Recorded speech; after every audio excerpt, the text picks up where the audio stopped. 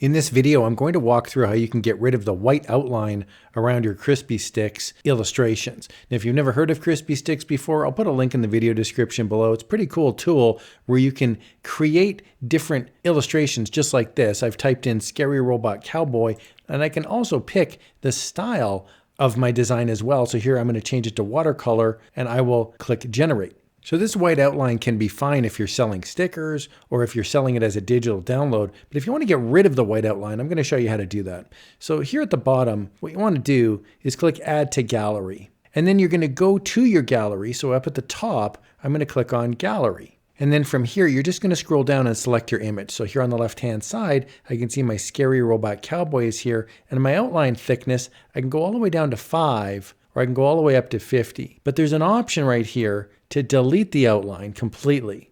And that's what I'm going to do. I'm going to click Delete Outline. And you'll see here, the outline is completely removed. Now I can download the image by clicking this download arrow button right here. And I can put that image on a t-shirt without the white outline. So you can use a white outline if you like, or you can completely get rid of it. I'll put a link to Crispy Stix in the video description below. It's an awesome tool. You can create so many different styles of designs, and they look great on t-shirts, fine art prints. You can even upscale them. Just a heads up, the link is an affiliate link, and that just means if you click on the Crispy Stix link and you purchase it, it's a one-time fee of about $50. That gets you a lifetime access to use this tool forever.